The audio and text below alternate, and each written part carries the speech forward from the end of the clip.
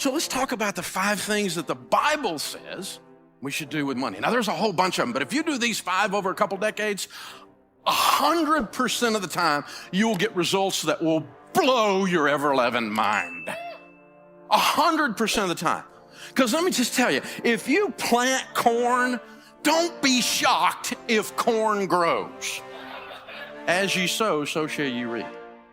If you plant nothing and wait on the government, don't be surprised if you have mud. This is how it works. You are in charge of planting, and this is how we do it. The first thing is you get on a written plan. We call it a budget in the financial world. Don't build a tower without first counting the cost, lest you get halfway up and you're unable to finish, and all who see you begin to mock you and say, this man began to build and was unable to finish. Don't build a tower without first counting the cost. My friend Zig Ziglar used to say, if you aim at nothing, you will hit it every time. My friend John Maxwell says, a budget is people telling their money what to do instead of wondering where it went. Winning is an intentional act. When the Super Bowl is over and the little reporter runs over and says, how did you win? The guy never goes, I don't know. I just got off the bus and this thing happened. Getting to the Super Bowl is an intentional act over decades of developing your skill. No one accidentally grows a bumper crop unless it's weeds. No one. So plant something, control the process, control the controllables, write it down. This is my plan. I'm going to take care of my own household first, and we're going to live this plan out, and we're going to do this thing. It changes everything. The second thing is you need to get out of debt. Now, we knew Dave Ramsey was going to say this. That's a fairly predictable thing coming out of my mouth. But here's the deal. The borrower really is slave to the lender. The rich rules over the poor, and the borrower is slave to the lender. I've experienced that. I lost everything because I let other people have control over my life. You know what that's called? A master. Well, Dave, I don't know if I agree with all your theories about debt. It's America. You have the right to be wrong. My old pastor used to say, a man with an experience is not at the mercy of a man with an opinion. I've led more people out of debt and into wealth than anybody breathing on the planet today. And I'm not bragging. I just showed them how to do it. And so we're going to get out of debt because it's no fun trying to be married like this, right? This is crazy, you guys. We're walking through our lives where all the money comes in, all the money goes out, and only the names are changed to protect the innocent. We make tons of money and we have none, and we can't figure out why. I know why. You gave it all to a financial system that's designed to take it from you. You surrendered it. And we've got to stop. So I quit borrowing money, period, for anything, for any reason. And this weird thing happened when I didn't have any payments and I made an income. I had money. It was so strange. And then when I got money and I bought an asset that created income that I paid cash for, I got to keep all that. There was no payment, except for what the government takes, but I mean, there was no payment. It was an amazing experience. And the first few years were tough because, there's stuff I wanted to do and I didn't have the money. And I had to learn this magic ancient word called no. Most people don't know this word. You press your tongue towards the roof of your mouth, you release air. No. It's tough. So, what I did was we got the scissors out and we said, no more. I'm not going to play you guys' game anymore. You don't have any credit cards? No, not for 38 years. Well, 30 years. That's when I went bankrupt. They wouldn't give me one at first. And then later, after they would give me, I didn't want it because I had learned this stuff from the Bible. And this is my wallet. Green president's faces, 4 pieces of plastic, my debit card on my business, my debit card for my home, my driver's license, and my handgun carry permit. A guy called me on the radio and he's like, you're gonna kill me. My truck payment. I said, how much is your truck payment? $763. You have a $700 truck payment? Yeah. I said, how much is your house payment? I live in a double wide, $550. I said, dude, if your truck payment is bigger than your house payment, you might be a redneck. The borrower is slave to the lender. You got to sell that truck, dude. It owns you. You don't own it. It sounded good at the time. And you and I both know the reason you called me is you just wanted somebody else to say it out loud with you, who's also done stupid, because I know what stupid looks like. And son, that's stupid. That truck's got to go. You're saying I got to sell my truck? I said, what'd you just say? Of course I said you sell your truck. Thing owns you, man. This is crazy. Get you a truck that you can own instead of it owns you. This is just crazy. The third one surprises people, and that's foster high-quality relationships. The Bible says, be not deceived. Evil company corrupts good habits. Did you know you become who you hang around with? Studies say that your 10 closest friends over the next decade, your income will be within 10 to 15% of the average of your 10 closest friends.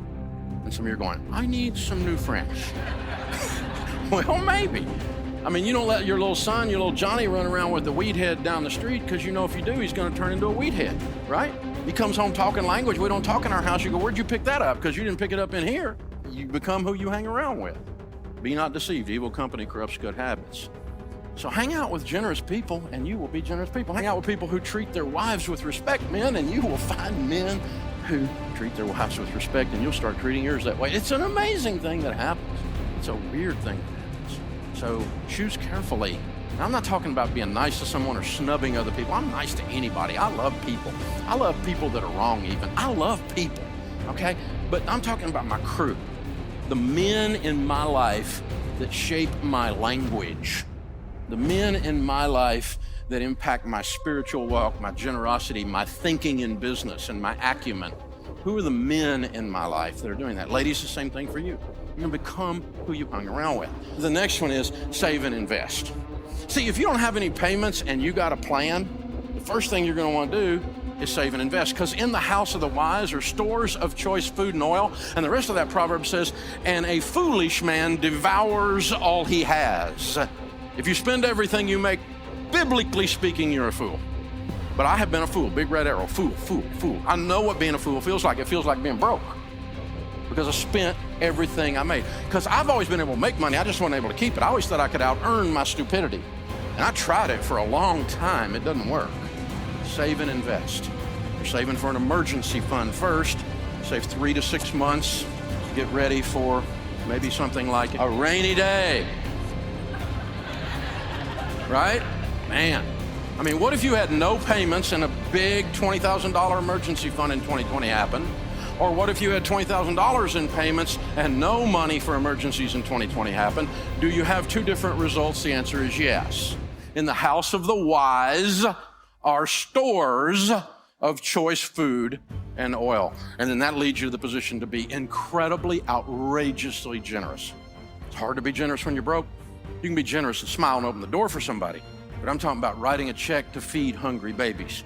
I'm talking about buying a single mom a car. I'm talking about you can reach over and pay somebody who's struggling's light bill through the end of the year. I'm talking about outrageous, even sometimes spontaneous generosity. And you can do that if you're not broke. And if you got your stuff taken care of at home. If my light bill is paid, I can help somebody. If I'm still fretting over here, I don't even see them. So I want you to try this next time there's a holiday, maybe Easter or Thanksgiving or something like that, and you're driving to grandma's house with the kids. Now you're gonna go have a big feast that day, but on the way, I want you to do something crazy. I want you to stop at the Waffle House. Leave the kids in the car, the motor running, pull up in front of the window so you can see inside and the people in your car can see inside. I want you to go inside by yourself, leave them out there, they'll be running their mouth anyway. Kids, put the screens down, watch this. Go in there, have a cup of coffee at the counter. She'll come to the counter, she'll pour your coffee. This is Thanksgiving morning. You know who's working on Thanksgiving morning? At Waffle House. Pay for your coffee, and I want you to take 3 or 4 of these Uncle Benjamin Franklin pictures, $100 bills, and I want you to slide them on the cup and slip out. Go out in the car, tell the kids, hey, watch God work. Watch what God does when he shows off. She'll come over, she'll pick that stuff up, she'll look at it.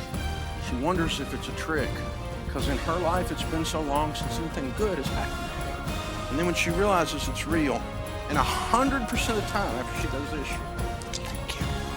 And then she looks one more time, and she realizes no one's looking, and she has no idea there's a family with a 6-year-old sitting in a van watching her inside, whose dad or mom just pulled this idea off. And the 6-year-old's life is being permanently changed while he watches this. Then she goes into and does a Snoopy dance. That's the whole difference in her month.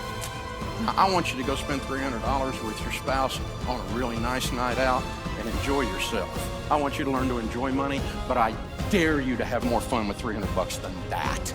So to the extent you're not outrageously generous because you're in debt and haven't saved money, you're not on a plan, and you hang out with selfish people who are worried about their Instagram photo, any one of those 5 things that's not there, or any 5 of those 5 things that's not there, it's time for all of us to get a little better and change.